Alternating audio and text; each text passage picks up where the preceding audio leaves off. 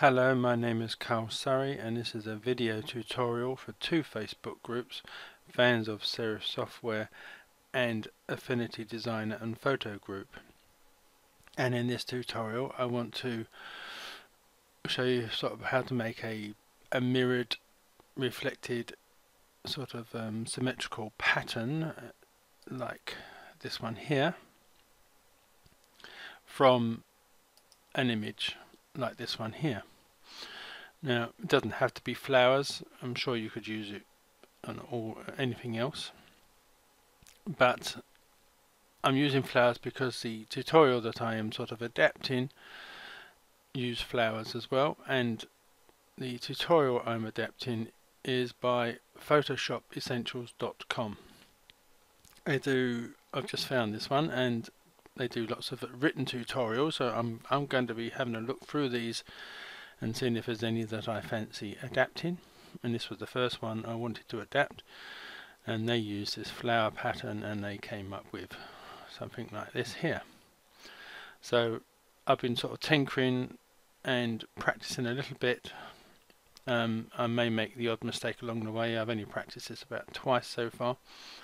So I'm going to try and adapt this Photoshop tutorial for use in Affinity Photo. So the first thing that they say you need to do is to crop the image. Now I had some problems with this with Affinity Photo because it says here that when you make, in Photoshop at least, when you do the crop, if you put a tick into delete cropped pixels, it will discard anything that is outside the crop area. And they do say that it is only available in Photoshop CC and CS6, so not that option, but earlier options it would delete the pixels by default. Now I couldn't find a way of getting that to do the same thing in Affinity Photo. Maybe it's just my lack of experience with that program, but I couldn't find that option. So what I did to get around this was to use the selection tool, or I should say the rectangle marquee tool, and make a selection. Now you can sort of select whatever area you want. I mean, I definitely want to get rid of these corner bits here because there's no flower sections here, and maybe a little bit of this corner up here. And also, going by the tutorial, it's best to have a sort of portrait sized selection. So I'm just going to try and pick a selection from the center roughly here. So once I have that selection, I'm going to come to the edit menu and I'm going to click copy, and then I'm going to come back to the file menu and new from clipboard, and then that will make that selection as my now new base background image. So I can get rid of this picture of flowers, which I got from Pixabay.com, and I will add the link to this in the description of this video, so you can use this image, or you can use your own images, or if you don't want to use flowers, you can use whatever sort of pattern that you want. So I can now get rid of this. I don't need this anymore, and I don't really need this because it won't end up looking like this because I'm probably using a different section of the flowers. So I can get rid of that one, and I'm just working with this one image now.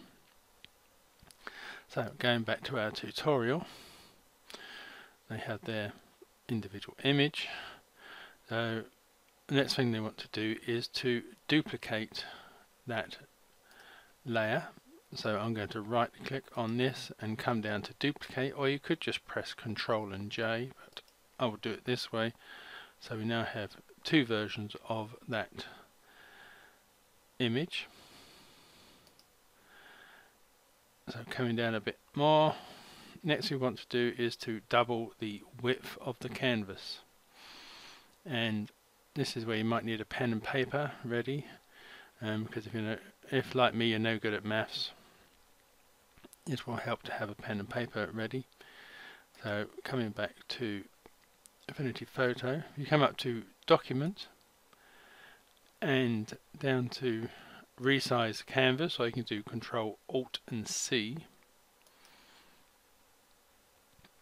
and much like they have here in this tutorial, you need to put this middle left hand square as your base point, and then we are just altering the width.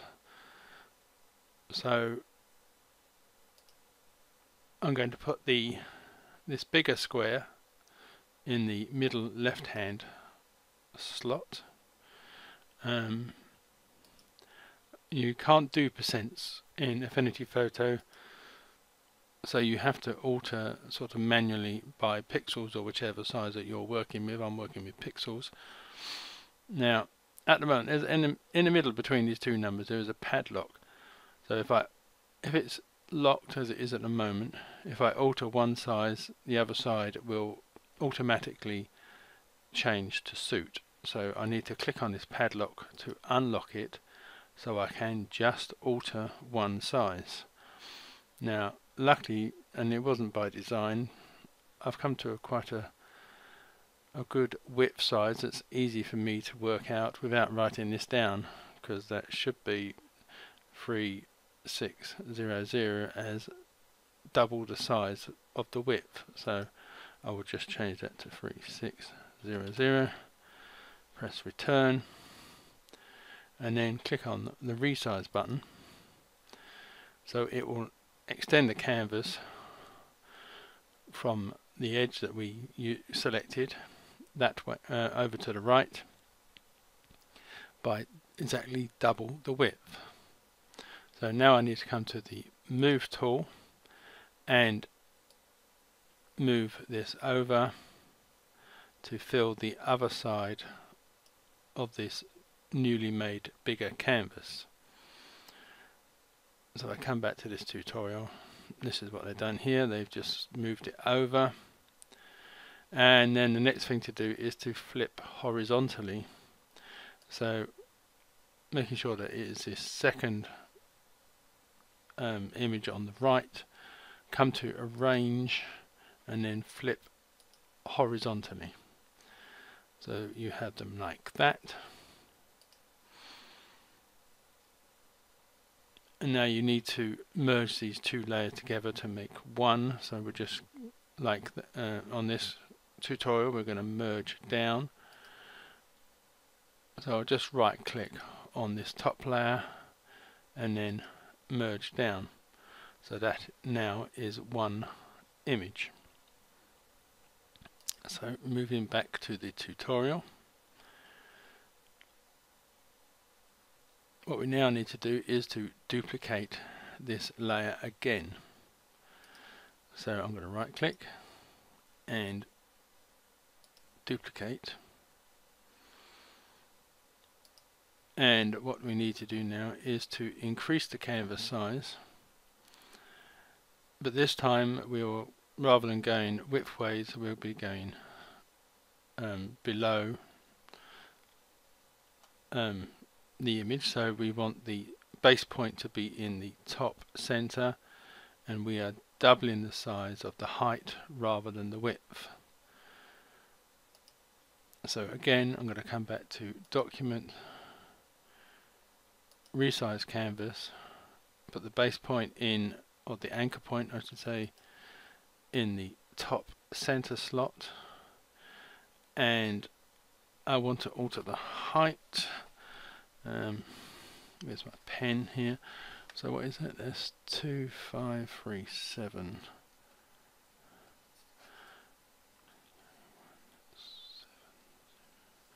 So if I've done my maths correct, that should be 5074. So I'll click on the padlock and just alter this one to 5074, press return, and then click resize. And then, much like before, with the move tool, I will drag this one down to fill the bottom half, and much like I've done here, and then this one we flip vertically. So come to arrange, flip vertical. So you can see we now have the start of this sort of mirror imaging. So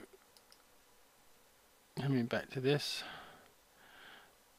so now we want to merge both of these layers that we have here into a single layer, and you can do this by just right clicking. You can do this also from the, I think it's a layers menu, but it's easier just to right click and come to merge visible, and that will make a single layer that is both of these layers combined into a single layer. So now we're moving on. Now this next part is where it gets slightly bizarre or a bit odd. It seems a strange thing to do, but we need to, I just got to double check when I read this. Hang on a second. Let's rotate. Right, so if I remember correctly, what I have to do now is I have to rotate this by 90 degrees. It doesn't matter whether it's anti-clockwise or clockwise, but so you can see that this has this square, so we're almost perfect square now, but we need to get rid of the outside edges, sort of. And what I need to do here is I need to hold down the control key and double click on the icon in this pixel layer here, and it will draw this image closer towards you, sort of increase the zoom. But mainly what it does is it adds a selection around that section there. So this is what is the area that we're going to save. So what I'm going to come to now is I'm going to come to the file section, come to export. I'm going to export it as a JPEG. I'm going to do it at 100% quality, but I'm not going to save the whole document. I'm just going to save the selection with background. Click export, and as you can see I already have some which I made from my practice versions, but I'm going to call this flower pattern number 5 and click save. So that has saved that version. It should be, there we go, number 5 has been saved. So you don't have to stop at this point, because what you can do now is tinker with the blend modes for this top layer, because as you come down to different blend modes, you get in different effects. You find one that you like the look of. So like that one there, which is multiply. It's a lot different to what it was. So again, come to the file section and export. Make sure that you're doing selection with background. Export, and I'm going to call this one number 6.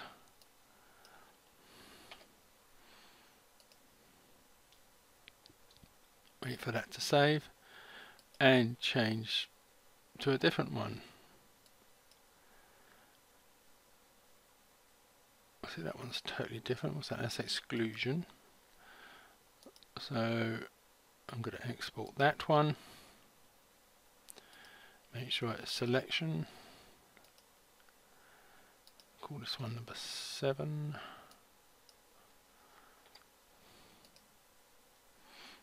And I'll do one last one. I'll see which ones I like.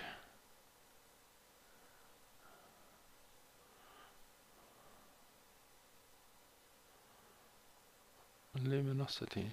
That's not too bad. I'll try that one. So again, export and selection. And this one will be number 8.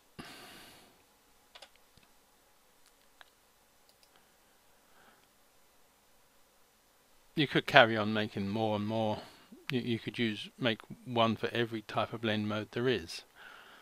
Now I'm going to stop my look at this tutorial at this point, but if you want to carry on and do all the other things that they've done here, because they've mirrored them in other ways and taken the process a bit further, but I'm not going to sort of go into that. I'm going to leave that up to you. If you want to carry on and see what else you can do, I would suggest you go and have a look at this tutorial and practice adapting it yourself, because it's the best way to learn a program I've found is to try and adapt a Photoshop tutorial for the program I'm in, and that way you learn where things are and how to do things. So again, I will add the link to this tutorial in the description for the video for you to do that. But now I have like 8 different flower patterns. In the second part of this video, I'm going to look at making some styles for us to use in future projects. So I will stop this video now and reset things, and I'll be back in a little while.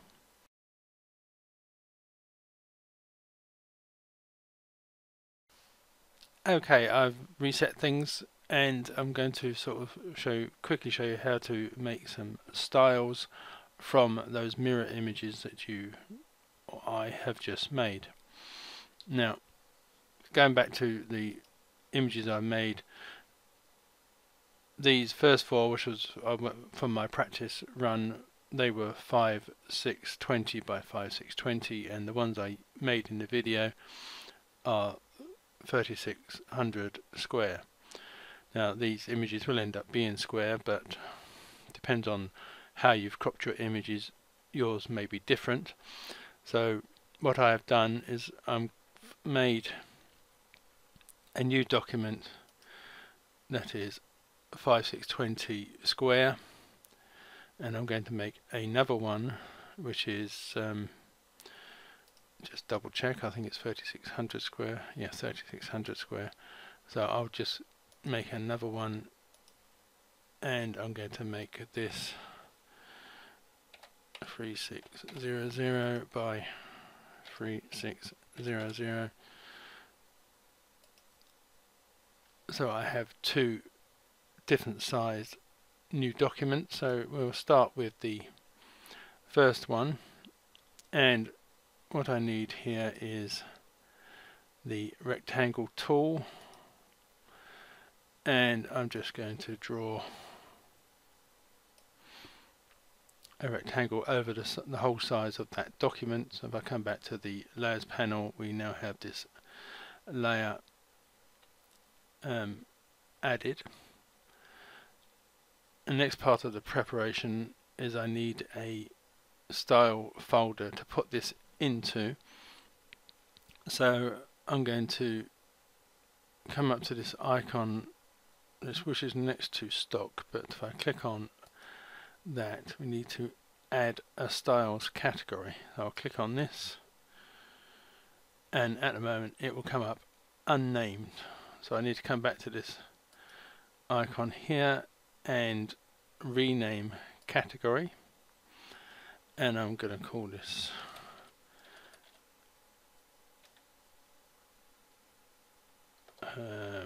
for mirror flowers. How about that? So this will mean that any new styles we make will be made in this category. So what I need to come to now is the gradient tool. I will click on that, and the options along the top here at the moment is solid. So if I click on the drop down menu, click on bitmap, you will have to navigate to where you've saved your files, but I will click on the first one and just click open, and it will put that image inside my document. Now I'm not going to make any alterations. You can make, if you wanted to, alter things all around, but I'm going to leave this as it is, and I'm just going to right click and come down to create style, and you may have to wait a little while, but it has created that style in my mirror flower options. Now if I drop down this menu again and click on bitmap again, I can pick the next one and it will change it. I can right click, create style, wait a little while for it to do its thing. So again, select bitmap, pick the next one,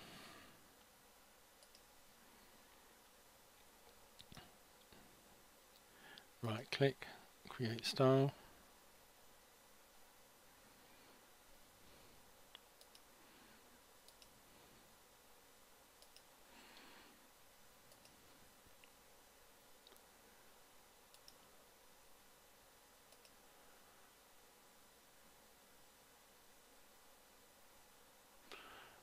right, so that is the four made from that bigger style. So I'll come to the smaller 3600 by 3600 document.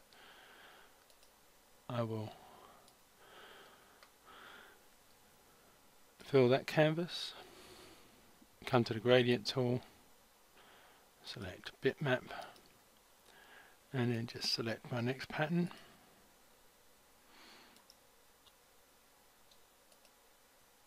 And it's just a case of repeating the process for these newer patterns that I made. Right click, create style.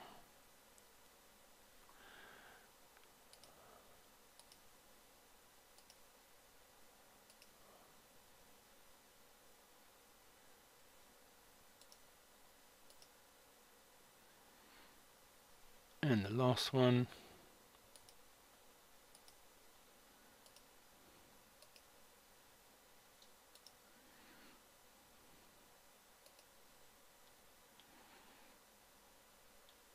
Right, so now I have my new styles made. I can close these down.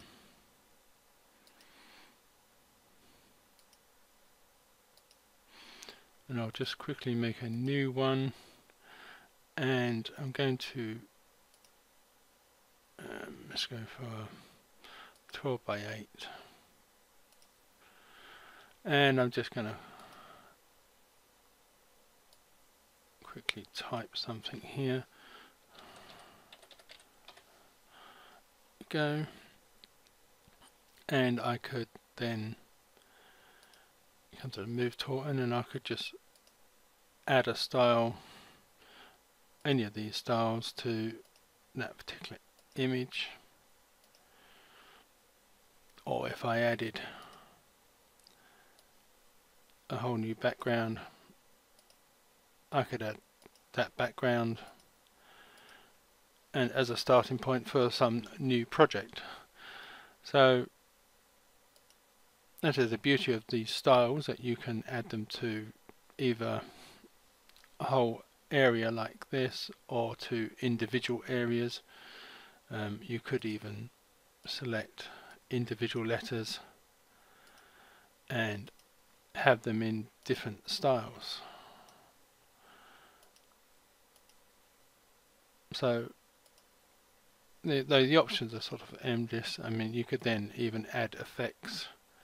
I need to have that layer selected to add effects. You could add the 3D effect to that.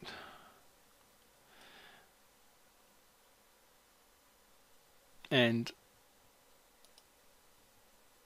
that is how you can use the styles. So the first part of this video is showing you how to make this sort of flowery pattern mirror design, and the second part is how you can make some styles from them. You can also export these styles so other people can have them, and to do that you just again come to this little menu up here and then export styles category, and it will export all of those styles within the category. Or you can import styles that other people have made and are willing to share. So this is the end of this tutorial. Thank you for watching, and goodbye.